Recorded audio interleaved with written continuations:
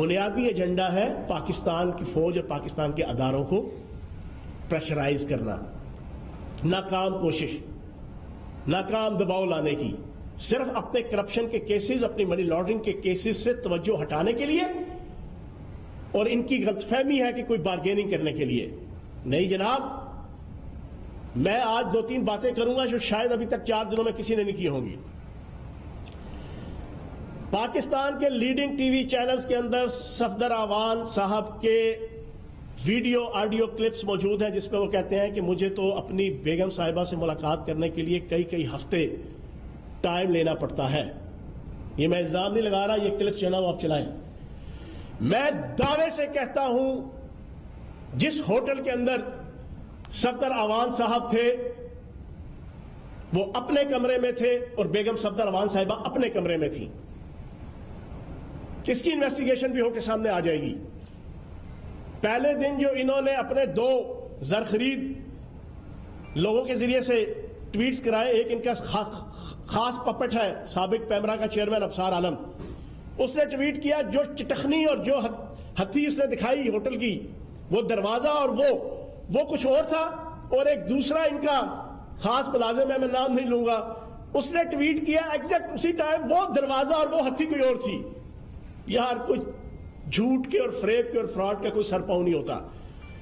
اور پھر جس عزت اور احترام کے ساتھ سندھ پولیس کی گاڑی میں اکیلا اس کو لے کے ویڈیو سارے ٹی وی چینل دکھا رہے ہیں، اگلی سیٹ پہ بٹھا کے صاحب بہادر کو لے کے گئے، تو جناب اگر بقول ان کے رینجرز آئی اور جناب اس نے آ کے اٹیک کر دیا، دروازہ توڑ دیا، تو اس پوری ویڈیو کے اندر سارے لوگ نظر آ رہے ہوتے۔ پھر دوسری بڑی امپورٹنٹ چیز، بیگم صفدر اعوان صاحبہ وہ شخصیت ہے جو ٹوٹل سوشل میڈیا کی لیڈر ہے۔ ساری دنیا جانتی ہے، وہ تقریر کر رہی ہوں گی تو ہاتھ میں موبائل، تقریر کرتے ہوئے بھی جو ہے نا وہ خود جناب فوٹوز لے رہی ہوں گی، وہ میٹنگ میں بیٹھی ہوں گی فوٹو لے رہی ہوں گی، ویڈیو بنا رہی ہوں گی، وہ جس حالت میں ہوں گی جناب وہ ویڈیو اور فوٹو بنا کے فوراً ٹویٹ کر رہی ہوں گی۔ وہ تو ٹویٹر ملکہ ہے، ملکہ ٹویٹر، اس کے علاوہ تو اور کوئی کام نہیں ہے۔ یہ کیسے ہو سکتا ہے کہ وہ چادر 4 دیواری ڈسٹرب ہوئی ہوتی اور بیگم صفدر اعوان صاحبہ کے کمرے کو جو ہے وہ دروازے کو توڑا گیا ہوتا اور انہوں نے فوٹو نہ بنائی ہوتی، انہوں نے اپنے موبائل کے ذریعے سے فوراً فوٹیجز نہ بنائی ہوتی اور فوٹیجز بنا کے چلائی نہ ہوتی؟ وہ تو ججز کی جناب ویڈیو بنا لیتی ہیں، وہ تو مخالفین کی جو ہے وہ ویڈیو بنانے کی جناب بڑی ماہر اور جناب کاریگر اور فنکار اور گرسر رکھنے والی اور جناب صلاحیت رکھنے والی خاتون ہے۔ تو کیا عقل یہ مانتی ہے کہ اس ٹائم وقوعے کے وقت اگر بیگم صفدر اعوان صاحبہ کے کمرے کے اندر یہ ساری توڑ پھوڑ یا کوئی ہنگامہ یا کوئی اٹیک یا کوئی رش، چاہے پولیس کا تھا چاہے کسی کا بھی تھا، ہوا ہوتا اور بیگم صفدر اعوان صاحبہ نے ویڈیو یا فوٹیج نہ بنائی ہوتی اور اس کو سوشل میڈیا پہ نہ چڑھایا ہوتا؟ تو جناب والا میں دعوے سے کہتا ہوں ابھی انویسٹیگیشن ہوگی تو پتہ چل جائے گا۔ صفدر اعوان صاحب اپنے کمرے میں تھے، بیگم صفدر اعوان صاحبہ اپنے کمرے میں تھی، اور یہاں پہ ڈرامہ رچایا جا رہا ہے جناب، چادر 4 دیواری ڈسٹرب ہو گئی۔ تو مجھے افسوس سے کہنا پڑتا ہے کہ مزار قائد کی کوئی چادر 4 دیواری نہیں ہے، مزار قائد کی کوئی رسپیکٹ نہیں ہے، مزار قائد کا کوئی احترام نہیں ہے، مزار قائد اور بابائے قوم کا کوئی احترام نہیں۔ احترام ہے تو آئی جی سندھ کا ہے، احترام ہے تو صفدر اعوان کا ہے۔ اور اس ایشو کے اوپر آخری بات کہتے ہیں صفدر اعوان صاحب، میں نے وہاں پہ مادر ملت کے نعرے لگوائے۔ آج یہ بھی میں پوری پاکستانی قوم کے سامنے رکھ دوں، یہ پاگل سرفراز شخص وہاں پر مادر ملت جناب اپنی زوجہ ماجدہ کو سمجھ کے نعرے مار رہا تھا۔ یہ پورا وہاں پہ جو گینگ تھا نا، یہ پورا گینگ، یہ صفدر اعوان وہاں پہ ساروں کو اپنی زوجہ ماجدہ کو مادر ملت قرار دے کر زندہ باد کے نعرے لگا رہا تھا۔ پکڑا گیا تو کہتا ہے جناب میں مادر ملت فاطمہ محترمہ فاطمہ جناح کی زندہ باد کے نعرے لگا رہا تھا۔ تو میں سمجھتا ہوں کہ لوگوں کو بے وقوف مت بناؤ، ٹھیک ہے جی۔ باقی chief of the army staff نے انکوائری کا حکم دیا ہے، انکوائری سامنے آئے گی، دودھ کا دودھ پانی کا پانی ہو جائے گا۔ آخری اور سب سے امپورٹنٹ ایشو، سب سے امپورٹنٹ، میں آج پاکستانی قوم کے سامنے اس آل شریف کی اور اس نواز شریف صاحب کی، اس بیگم صفدر امان صاحبہ کی جو پاک فوج اور اس کے اداروں کے خلاف جو ایک بغض اور کینہ اور اناد ہے، ساری دنیا سوچتی ہے، ہم بھی بیٹھتے سوچتے ہیں یار آخر کیا وجہ ہے؟ ان کا پہلا دور، ان کا دوسرا دور، اس کے اندر جو انہوں نے کیا مجھے دہرانے کی ضرورت نہیں۔ ان کا جو آخری دور تھا سٹارٹ ہوا 2013 کے اندر افغانستان کی افغان آئرن اینڈ اسٹیل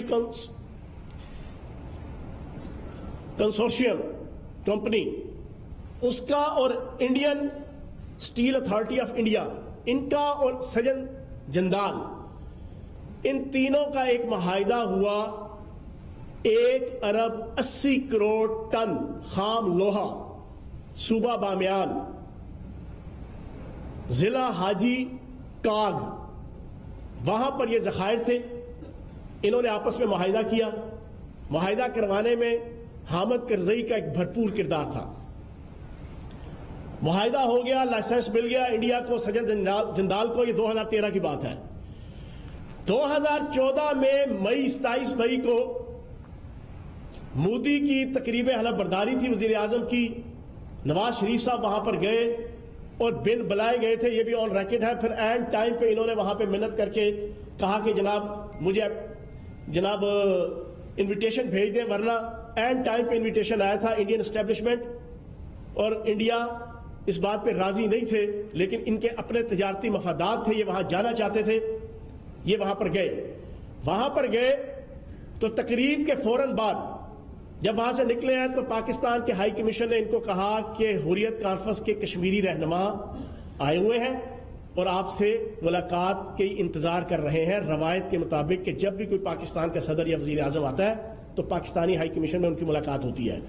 انہوں نے کہا انکار کرتے ہوئے کہ یہ میں نے ملاقات نہیں کرنی، سیدھا گئے ہیں سجن جندال کے پاس اپنے بیٹے کو لے کر، وہاں پر بیٹھ کے سارے معاملات طے ہوئے۔ وہ 1 ارب 80 کروڑ ٹن خام لوہا 60 گریڈ کا، دنیا کے اندر آئرن اور سٹیل کے جتنے گریڈ کا 60 گریڈ کا وہ استعمال ہوگا۔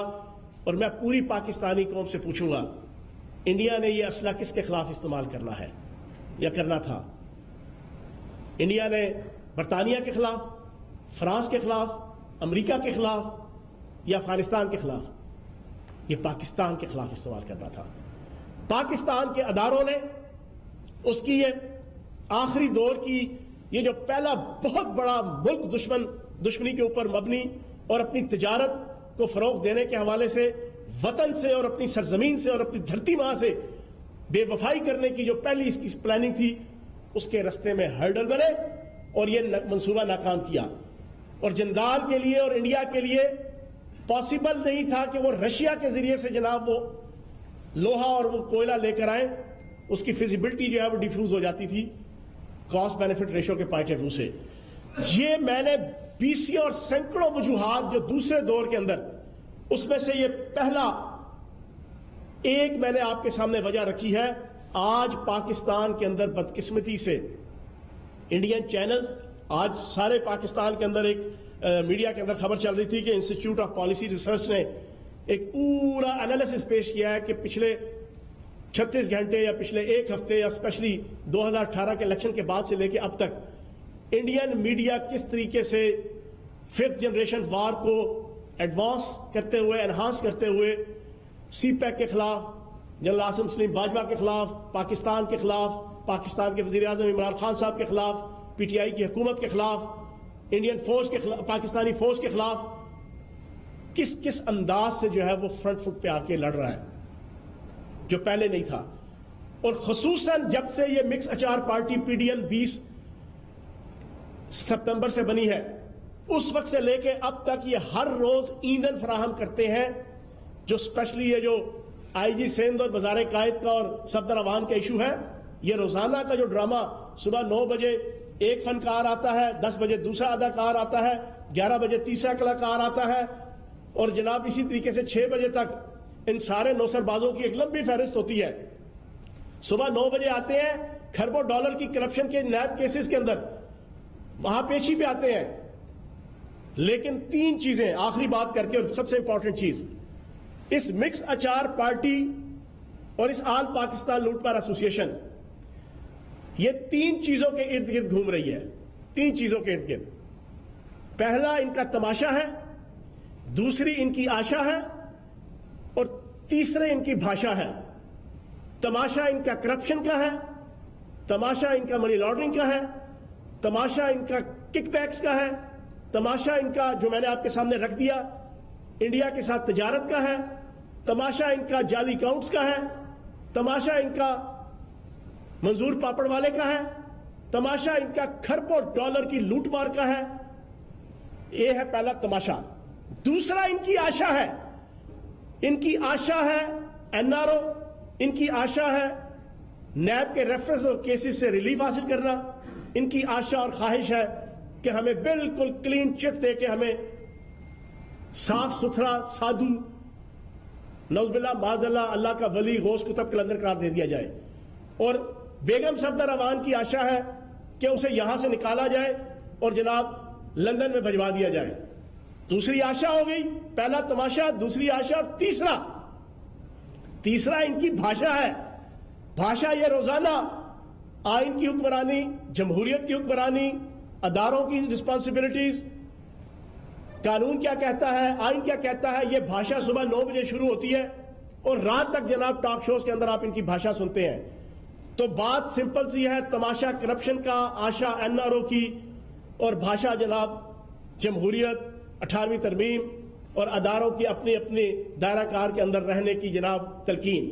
ان تین چیزوں کے ارد گرد یہ مکس چار پارٹی اور آل پاکستان لوٹ مار ایسوسیشن گھوم رہی ہے. لیکن انشاءاللہ پاکستان کی 22 کروڑ عوام ان کی کسی سازش کو کامیاب نہیں ہونے دے گی، نہ انڈین چینلز کی، نہ انڈین میڈیا کی، نہ انڈین را کی. بہت شکریہ. یہ فرمائے کہ ایک طرف پاکستان سے کہ وہ اس پہ انویسٹیگیشن کروائیں، انہوں نے کورٹ کمانڈر سے رپورٹ لی اور ان کو حکم دیا کہ آپ اس کی انویسٹیگیشن کریں. دوسری جانب مراد علی شاہ صاحب جو وزیر اعلیٰ سندھ ہیں وہ ایک کمیٹی بناتے ہیں جس میں 5 لوگ شامل کرتے ہیں، جس میں تحریک انصاف کا کوئی ممبر نہیں ہوتا، اور اس میں اپنے ہی ان کے وزراء ہیں جو پارٹی کے، ان کو شامل کیا جاتا ہے. کیا آپ سمجھتے ہیں کہ بلاول بھٹو ایک طرف آرمی چیف سے مطالبہ کر رہے تھے اور دوسری طرف اپنی کمیٹی بنا رہے ہیں؟ کون سچا ہوگا اور کون جھوٹا ہوگا؟ کیسے فیصلہ کیا جائے گا؟ 18ویں ترمیم کی غزل سن کے پچھلے 10 سالوں میں کان پک گئے ہیں. یہ صبح سے لے کے رات تک بتاتے تھے کہ 18ویں ترمیم کے بعد صوبے با اختیار ہیں اور صوبوں کے پاس انتظامیہ، پولیس، تمام کے اختیارات صوبوں کے پاس ہیں. اب جب اسی اختیار کے تحت پولیس نے ایکشن لیا ہے تو اب یہ چیخنا چلانا شروع ہو گیا اور ڈبل گیم کر رہے ہیں. بنیادی طور پہ بلاول زرداری اور آپ کے مراد علی شاہ صاحب یہ ڈبل گیم کر رہے ہیں. اور بنیادی طور پہ انہوں نے سب کچھ کیا، پری پلانڈ کیا، اداروں کو ملائن کرنے کے لیے کیا. ورنہ آپ کے سامنے نظر آ جاتا ہے کہ جو ابھی تک ویڈیو فوٹیجز آئی ہیں، رینجرز کا کوئی بندہ وہاں پہ نظر نہیں آیا. پولیس تھی، پولیس کی گاڑی تھی اور عزت اور احترام کے ساتھ ان کو لے جایا جا رہا تھا. جی جناب. جو ہم سب یہ بتائیے گا کہ اس وقت یہ جو بامیان والی ہم نے سٹوری سنائی ہے، یہ بامیان والی سٹوری 1 ارب 80 کروڑ ٹن جو لوہا ہے، یہ پاکستان کے کسی بھی حساس ادارے میں پاکستان کی جو رپورٹس ہوتی ہیں گزشتہ 6 سال میں یہ رپورٹ ابھی تک کہیں سے نہیں آئی. پہلی مرتبہ آپ سے آ رہی ہے. آپ کا سورس کیا ہے اس بارے میں؟ شریف احمدی ہے، سجن جندال ہے، پاکستان کی انٹیلیجنس ادارے ہیں، کیا سورس ہے؟ کیونکہ یہ 1 ارب 80 کروڑ کی. اور دوسرے اس کے ساتھ ہی کمنٹ کیجیے گا کہ آج یہ خبریں چل رہی ہیں کہ پرائم منسٹر پنجاب میں آپ کے علاوہ کسی کی بھی کارکردگی سے مطمئن نہیں ہے، کہ کوئی اتنی زوردار طریقے سے جواب نہیں دے رہا. تو کیوں آپ کے باقی کے وزراء کو کیا شاید کس بات میں شاید فیل کرتے ہیں جواب دینے میں؟ اچھا، میں آپ کے سامنے نا ابھی ساری پاکستانی عوام کے سامنے ایک ویڈیو جناب آصف علی زرداری صاحب کی وہ میں سنواتا ہوں. اس میں آپ کو نظر آ جائے گا کہ آصف علی زرداری صاحب کے کیا ویوز تھے آج سے 4 سال پہلے. اور ان 4 سال پہلے یہ کہا کرتے تھے کہ یہی نواز شریف صاحب ہیں جو گریٹر پنجاب انڈین اسٹیبلشمنٹ کے ساتھ مل کے جناب بنانا چاہتے ہیں. ٹھیک ہے، یہ سنیے گا. اگر گریٹر بینکس بنتی ہیں تو پھر ان کی اس وقت اگر 3000 برانچز ہیں یا 2000 برانچز ہیں پھر تو 30,000 برانچز ہیں نا. آواز آ رہی ہے؟ ایک پاکستانی عوام کا تو مال بکتا ہے بھائی. یہ تو سوداگران ہے. زرداری صاحب آپ کہہ رہے ہیں گریٹر پنجاب کا مطلب ہے کہ انڈین پنجاب کے ساتھ الحاق. ایگزیکٹ الحاق، ان کے ساتھ بزنس ٹوگیدر. یہ کیسے ممکن کیسے ہوگا؟ جب آپ کی فورسز کو یہ کمزور کریں گے، جب آپ کی فوج کے اوپر یہ ڈمانشز لگوائیں گے، جب آپ کے اوپر یہ وہاں بیٹھ کے شیخ صاحب ان کو کہیں گے کہ جی میاں صاحب تو بڑی ڈیموکریٹ ہیں، وہ تو لالو پرساد کے ساتھ ان کے کھانے ہوتے ہیں، وہ ان کی دعوتوں پہ آتے ہیں اور یہ وہاں جاتے ہیں، وہ ملنے کے لیے تیار ہیں. اور خود ایک امریکن پریزیڈنٹ کو لالو پرساد کہتا ہے کہ ہم میاں صاحب کے ساتھ بزنس کر سکتے ہیں، we can do business with Nawaz Sharif. تو میری تعریف اگر وہاں سے آئے تو یہ پاکستان کے لیے کوئی اچھا وہ تو نہیں ہے. انڈینز نے کہا تھا کہ ہم نے بھی نواز شریف صاحب پہ انویسٹ کیا ہوا ہے، but we never believed it. Pakistan Peoples Party کا لیڈر میاں نواز شریف پہ یہ الزام لگا رہا ہے. الزام نہیں لگا رہا، میں کہہ رہا ہوں آئی بلیو ان اٹ. آپ اگر فورن منسٹر نہیں رکھتے، آپ کچھ 3 سال سے ہم کہہ رہے ہیں کہ فورن منسٹر رکھیں، آپ کسی کو ہائر نہیں کرتے to protect your interest in Washington. آپ کو پتا ہے واشنگٹن کی لابی جو ہے اسمال لابی، تو آپ کیا کر رہے ہیں؟ بائی ڈیفالٹ آپ کسی اور کو ایڈوانٹیج دے رہے ہیں نا. آپ بائی ڈیفالٹ اگر ایڈوانٹیج دے رہے ہیں تو ایڈوانٹیج کس کو جا رہا ہے؟ انڈیا کو جا رہا ہے نا. تو یہ national security threat. National security threat تو اللہ نہ کرے، آپ بھی ہیں، ہم بھی ہیں، ہم سب پاکستانی ہیں. ان کی کیا بساط کی ہے ہمیں کچھ کر سکے پاکستان کو، اور اللہ نہ کرے، اللہ کی ذات بھی ہے. مگر ان کی سوچ صرف اگر ان سے کوئی ساتھ ہے تو ٹھیک ہے، اگر ان کے کوئی خلاف ہے تو پھر یہ ایکسٹریم اینڈ سے جانے کے لیے تیار. ہم 4 حلقوں کا لے کے نکلے تھے، 1.5 سال ہم نے فرینڈلی اپوزیشن کی، ٹھیک ہے جی. اور اس کے بعد جب ہم دھرنا دینے نکلے، چاروں کے چاروں حلقوں پہ سپریم کورٹ الیکشن کمیشن نے ری الیکشن کروایا. ثابت ہوا کہ دھاندلی ہوئی ہے، چاروں پہ ری الیکشن ہوا، ٹھیک ہے جی. ہمارا سٹینس ثابت ہوا، حق سچ کے اوپر مبنی سٹینس کے اوپر ہم 126 دن بیٹھے رہے، لیکن ہم حکومت نہیں ہلا سکے. حکومت نہیں گئی. کیوں؟ کہ پاک فوج اس حکومت کے ساتھ تھی، کیونکہ یہ اس وقت جیسی تیسی بھی تھی، اس وقت ایک لوگوں کے سامنے، دنیا کے سامنے کاغذوں کے اندر ایک الیکٹڈ گورنمنٹ تھی. تو حکومتوں کے ساتھ ہوتی ہے پاک فوج جناب والا. اور اگر آج پاک فوج جو ہے اور فوجی ادارے وزیر اعظم پاکستان کے ساتھ کھڑے ہیں، تو وہ عمران خان صاحب کی ذات کے ساتھ نہیں کھڑے، وہ وزیر اعظم پاکستان کے ساتھ کھڑے ہیں، وہ وفاقی حکومت پاکستان کے ساتھ کھڑے ہیں.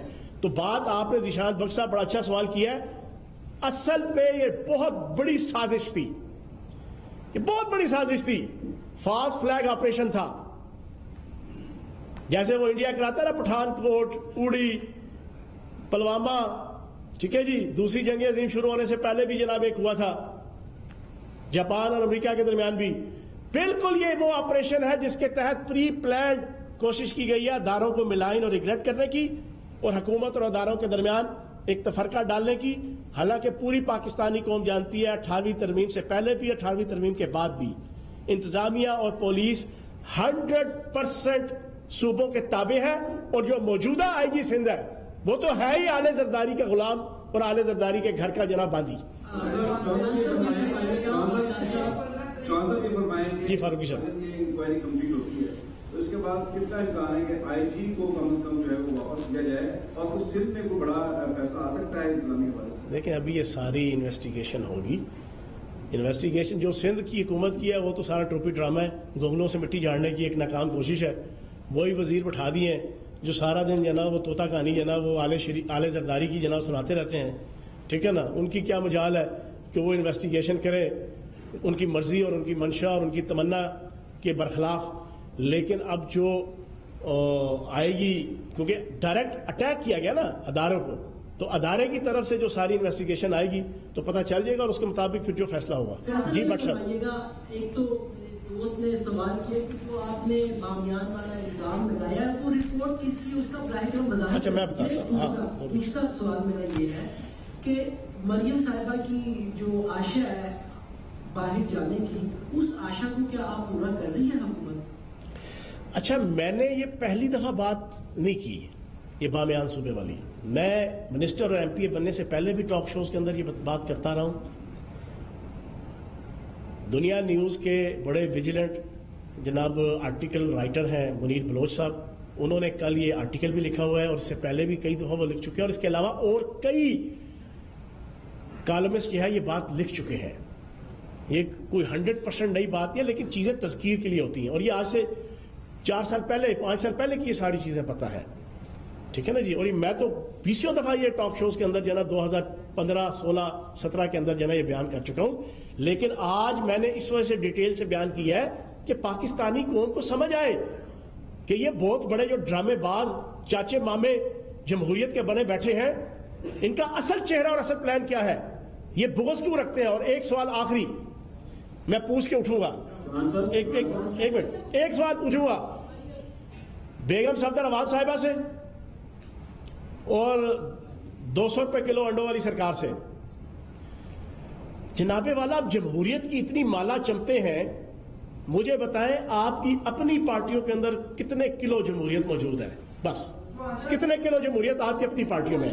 جی پی ڈی ایم کا جو بیانیہ ہے، پی ڈی ایم کا خاص طور پہ فوج کے خلاف جو بیانیہ ہے وہ بات کرتے ہیں، ادھر سے جواب آتا ہے، اس میں بدنام تو فوج ہوتی ہے. تو اس بیانیے کے کو روکنے کے لیے کوئی قانون سازی یا کوئی آپ کیا اسٹیپ لے رہے ہیں کہ کم از کم وہ جو 5th جنریشن وار کا تو حصہ نہ بنے؟ دیکھیں بات یہ ہے، ہم تو جب یہ سازش کرتے ہیں، ابھی تھوڑی دیر پہلے جناب وہ سابق وزیر اعظم جو اربوں ڈالر کی لوٹ مار ایل این جی کی ہوئی ہے، اپنا کیس چل رہا ہے، وہ آ کے ہر روز پریس کانفرنس آتے نیب کی پیشی میں ہے،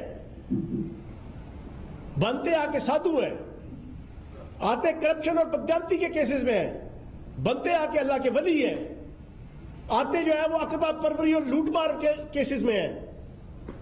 اور جناب وہاں پہ عدالت سے جا کے خود ہی وکیل صفائی، خود ہی وکیل پروسیکیوشن، خود ہی گواہ، خود ہی گواہی دے دلا کے سارا کچھ کر کے اینڈ میں اعلان کر کے جاتے ہیں بھائی اسی بڑے سادھو نمازی پرہیزگار اللہ دے ولی ہیں، اسی بے قصور تے جناب السلام علیکم.